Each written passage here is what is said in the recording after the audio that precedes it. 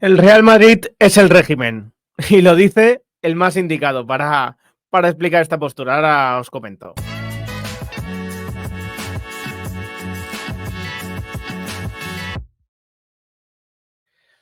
Muy buenas a todos, ¿qué tal? Ya sabéis que a veces me gusta reaccionar a artículos que veo en la prensa, bueno, que me parecen totalmente absurdos, ¿no? Y fáciles de rebatir.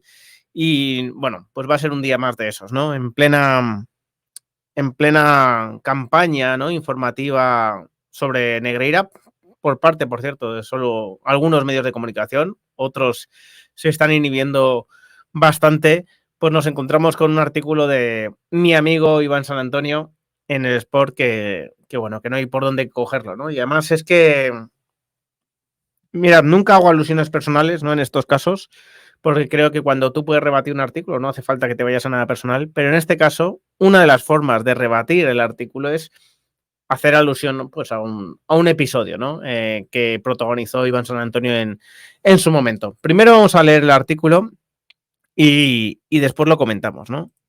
Vamos a ver, lo vamos a compartir. Madre mía. Iván San Antonio. El Real Madrid es el régimen, ¿no? Este es el artículo.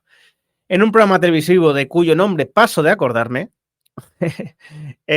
Iván San Antonio es bastante guerrero, ¿no? A la hora de comentar este tipo de cosas y bastante... No me extraña esa expresión, ¿no? Se pasó en escasos segundos de afear la actitud de Xavi por haber recibido un empujón del portero suplente del Barbastro y la del hermano de Xavi por defenderle, a edulcorar hasta la diabetes pandémica a Bellingham por ceder su manta a un niño en Aranda del Duero. Barça caca, Madrid bien. Bueno, vamos a ver. Yo soy el primero que he comentado, por ejemplo, en el canal de Rubén Martín, que era, bueno, pues que evidentemente era condenable que empujasen a Xavi Hernández, ¿no? Varios jugadores del Barbastro, por supuesto, ¿no? También dije, oye, Xavi y su hermano están continuamente excitados, continuamente están, digamos que revolucionados, incluso en un partido contra un segunda ref, ¿no? Era algo que a mí me llamaba la atención, ¿no? Que estuviesen en ese grado de excitación en un partido, pues ante un equipo muy humilde, ¿no? Pero evidentemente que es condenable que, que bueno, que varios jugadores empujasen a Xavi. Hombre, lo de Bellingham, sinceramente, me parece un detalle bonito por parte de Bellingham, que se ve poco en los futbolistas, ¿no? Y me parece bien, ¿no? Que se le dé importancia. Es solo un ejemplo del madridismo sociológico. ¿Cómo les gusta adoptar los términos que les va poniendo Laporta, en suerte, ¿eh? O sea, ya se han quedado con lo de madridismo sociológico. Y la diferente vara de medir que desde los medios madrileños madridistas usan con Barça y Real Madrid. Es sencillo de entender. En Madrid no se critica nada, ni se habla de juego, ni del entrenador, ni de economía, ni de fichajes veraniegos que se anuncian y nunca llegan, ni de inversiones desastrosas por valor de 160 millones de euros en jugadores y llegan y fracasan y se van sin pena ni gloria, ni por supuesto de acuerdos con dinero público de por medio que benefician al club blanco, ni de nada de lo que haga o deje de hacer el amo y señor de todos los que escriben y hablan, Florentino Pérez. Bueno, esto es rotundamente falso, ¿no? Para empezar, hace una equiparación de medios madrileños madridistas que si fuese así, bueno, pues sería equiparable entonces a los medios catalanes y barcelonistas, ¿no? Porque ahí sí que desde luego no hay otro relato, ¿no? En Cataluña los medios de comunicación están claramente posicionados a favor del Barcelona y no se le da bola positiva al menos a nadie más, ni siquiera al resto de clubes catalanes, como por ejemplo el Español, ¿no? Pero es que además es sencillamente falso. Por supuesto que se habla del juego, sí. En el Real Madrid pierdes un partido y empatas otro y estás en crisis ya. Si se cuestiona Ancelotti semanas después de ganar el doblete porque empieza a titubear el equipo en algún partido. ¿Cómo no se va a hablar del juego? ¿Cómo no se va a hablar de la economía?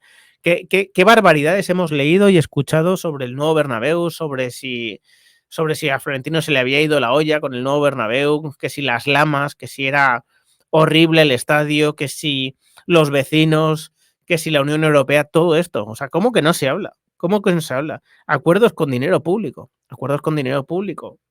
¿Te refieres a las recalificaciones? Como por ejemplo las de las Corts y todo esto, ¿no? Que os hizo ahí Franco en su momento. ¿Cómo que acuerdos con dinero público? Es que, o sea, y sobre todo, se habla de todo. O sea, por supuesto que se ponen de relieve los elogios, los triunfos del Real Madrid, como por ejemplo también los del Barcelona, pero se ponen muy de relieve también los fracasos del Madrid. No se ha hablado de Hazard, no se ha hablado de si Hazard estaba gordo o no estaba gordo, no se ha hablado de Kaká en su momento, de Jovic, con razón, ¿eh? Oye, hay que hablar de esos temas, por supuesto, ¿no?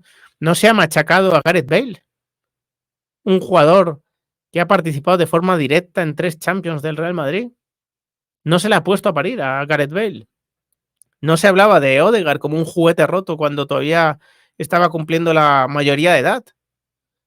¿Qué me está contando Iván San Antonio? En fin, eh, a lo mejor lo que no se habla tanto es en la prensa barcelonista de ese tipo de cosas del Barcelona, ¿no? Como el tema Negreira, como, bueno, los líos judiciales, los delitos fiscales que cometió en su momento. A lo mejor es ahí donde no se hablan tanto, ¿no? Es como si en la Madrid de Ayuso y Almeida, ahí mezcla todo, Almeida es colchonero, por cierto, hubieran inyectado al entorno madridista una vacuna selectiva contra el jaterismo, la enfermedad más contagiosa del siglo de las redes, que solo surge efecto a la hora de criticar al conjunto blanco, ese que Laporta definió de forma acertada como el equipo del régimen. Y sí, lo fue durante muchas décadas hasta que el actual presidente vitalicio dio un paso más logrando convertir al Real Madrid en el régimen mismo. Florentino dicta, decide, manda, impone y veta todo aquello que le recomienda su estado de ánimo. La anestesia colectiva de su entorno es digna de estudio. No existen voces críticas más allá de opiniones individuales anecdóticas y espaciadas en el tiempo que solo sirven para reforzar al régimen. Nadie se pregunta nada en una distopía aparentemente perfecta, libre de pecado y de tristeza. Florentino suministra a sus seguidores la dosis justa. Es la leche, ¿eh? O sea, me está diciendo Iván San Antonio que no hay críticas a Florentino. Eso me está diciendo Iván San Antonio. Habla del equipo del régimen cuando está ocurriendo lo que está ocurriendo con el Barcelona.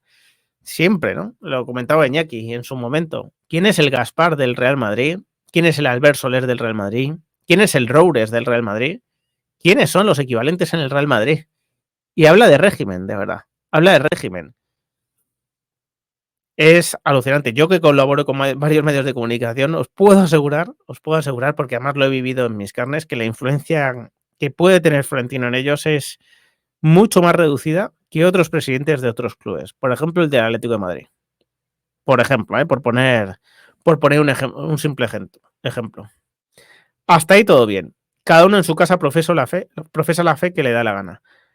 La ignorancia hoy en día suele ser sinónimo de felicidad. El problema no es ese, sino ver cómo la misma gente que nada se pregunta, ausente de espíritu crítico ni voluntad de saber, ejerce una fiscalización obsesiva con todo lo relacionado con el Barça. Mientras callan ante Florentino, alzan la voz acusando a la entidad blaugrana de todos los males. Atacan sin mirar atrás con la intención de hacer daño, convirtiéndose en sicarios a sueldo del régimen madridista. Mira, le voy a decir una cosa a Iván San Antonio antes de entrar en el asunto personal suyo, ¿no? El tema Negreira, en realidad le estamos dando bola a 4 youtubers, la gente en las redes sociales, que es completamente libre, y medios de comunicación generalistas, pero algunos de ellos sin ser los medios más grandes, ¿no? Estoy hablando del Español, OK Diario, El Mundo, Libertad Digital, El Debate, El Confidencial. Estos son los medios de comunicación que le están dando bola al caso Negreira. Ni Marca ni AS están especialmente centrados en el caso Negreira, siendo medios deportivos, ni El País, ni, bueno, por supuesto los catalanes, ¿no? Los medios catalanes es como si no existiese el tema Negreira, ¿no? Entonces, hablan de fiscalización continua al Barcelona cuando está imputado por corrupción deportiva y cohecho. Y el seguimiento lo están haciendo los medios que he relatado, que me he podido dejar alguno, pero básicamente los medios que he relatado. Y eso es una fiscalización continua. Un club que fue condenado por delitos fiscales.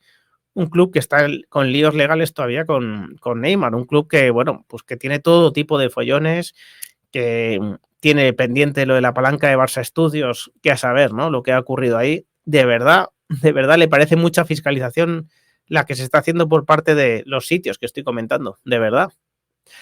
Y bueno, lo que os decía antes, ¿no? Yo no suelo hacer alusiones a temas personales cuando lo que yo creo que puedo decir al margen de temas personales puede desmontar un argumento. Es decir, si yo tengo cosas que argumentar contra un artículo, no me voy a temas personales, no los necesito, ¿no? Pero en este caso, el ejemplo Iván San Antonio sirve para contradecirse a sí mismo, ¿no? Iván San Antonio es un periodista de sport que publicó después del clásico que se jugó en el Camp Nou, en el que le pitaron un penalti a favor del Madrid, después de años y años, ¿no? Sin penaltis a favor en el Camp Nou. Bueno, pues publicó que el padre del árbitro que había pitado era el fundador de una peña madridista, no, creo que era en Gandía, pero puede ser otro pueblo, ¿no?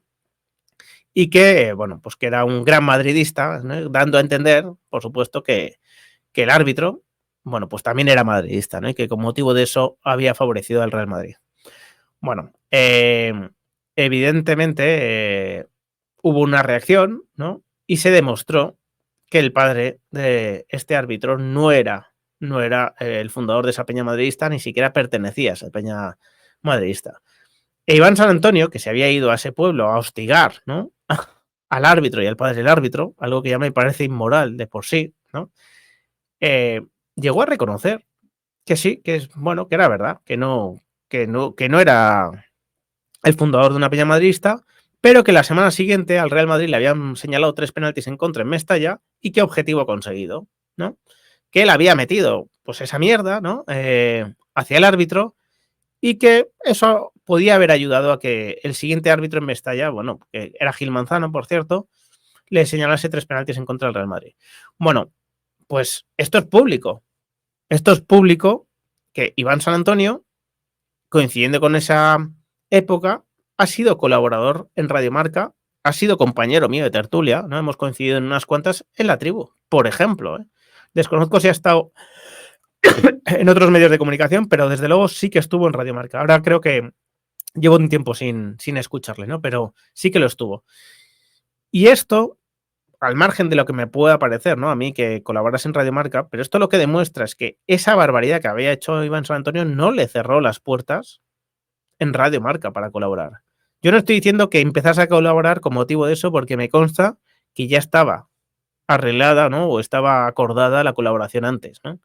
Pero sí os digo que eso no le impidió colaborar en Radio Marca. Por lo tanto, si Radio Marca estuviese controlada por Florentino, bueno, pues en ningún caso me imagino que se hubiese permitido que Iván San Antonio fuese un colaborador más, ¿no? Después de perpetrar ese ejercicio para mí antiperiodístico, ¿no? Completamente, ¿no? Así que bueno, creo que esto desmonta por completo a Iván San Antonio, que, bueno, es muy fácil en estos momentos, ¿no? En lugar de entrar en el asunto Negreira, pues echar las culpas hacia afuera, caer en una actitud victimista, pero tiene muy, muy poquito recorrido si uno, si uno atiende a los hechos. Sin más, me despido, espero vuestros comentarios. Si os ha gustado el vídeo, dejad un like, compartidlo y suscribiros al canal los que no estáis. Un fuerte abrazo.